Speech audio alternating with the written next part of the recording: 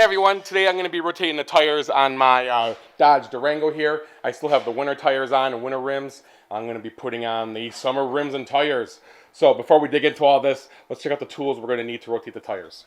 So the first thing you're going to need is a 7/8 socket and a breaker bar or a giant wrench you can use to break all the lugs free on the wheels. You're also going to need a torque wrench at the end to torque all the wheels down to 100 foot-pounds. You're also going to need a jack and at least one jack stand. I'm just going to jack up the Durango from the middle of the vehicle and slide both jack stands in and do the whole side at one time. If you have an impact gun, it's going to make your job a lot easier and faster as well.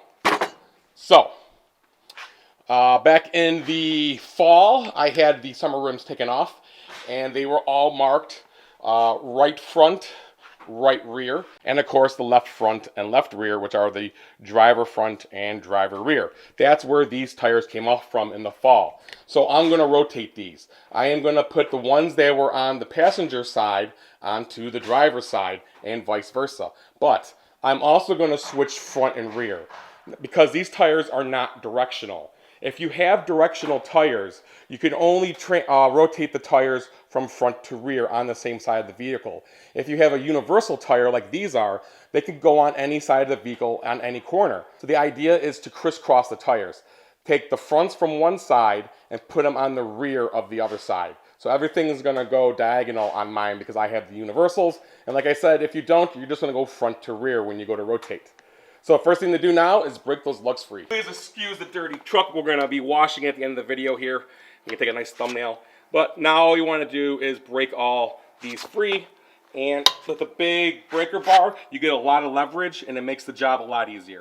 So just go ahead and just twist all the lugs off just so you hear them. Like that. Just get it started. So when you get it in the air, you'll have no problem getting it off all the way and getting the wheel off. And do the same for the rear tire. So you can see right here under the seam of the door, there's a little rubber nipple there. Right behind that nipple up top, above it, is part of the frame that goes across. I was able to jack up the whole car right there and then slide the jack stands under the rear mounting jack point and then over on the front there, right where the connection goes to the frame to that other bolt there. And then I lowered the truck onto the jack stands. Alright, so now with the vehicle safely in the air, you can use your impact gun or your ratcheting wrench and remove all 5 lugs from each wheel and remove the tires. So after you take your lugs off, you have to get the wheel off. The wheel might not want to come off, and that might need some persuasion. You can usually just slap it with your hand around the wheel, but if it still won't come off, get yourself a dead blow. It has sand in it, it's rubber, and you can hit the tire or the edge of the rim all around it, and eventually it will knock loose and fall off. Let's see how it goes with the rear tire.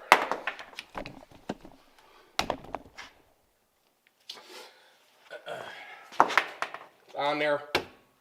See? It comes right off. There we go. Now is also a good time to inspect your brakes and rotors, make sure your pads are good.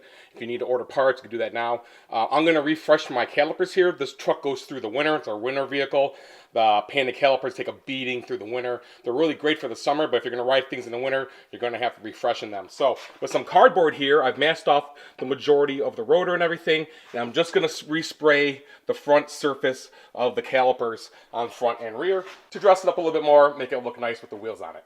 Alright, and as you can see, our brake calipers look 100% better. Not perfect, but better.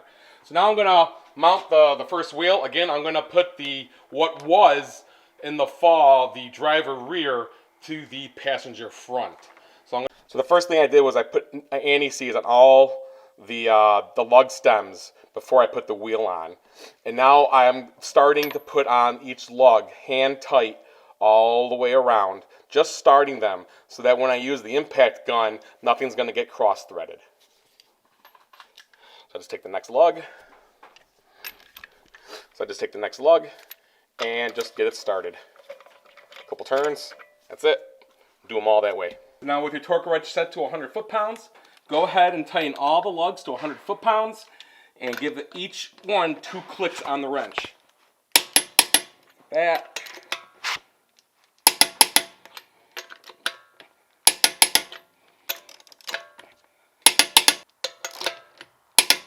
There you go.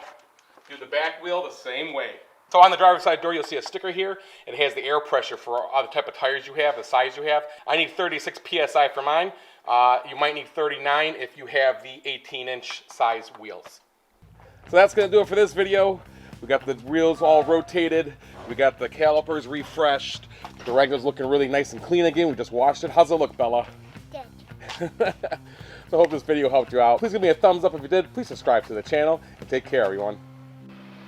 Oh, and another car has arrived to Phoenix Haven Garage for some repairs, it looks like. What will be done, we will see. Yeah, it's Sam. 8:30, right on time.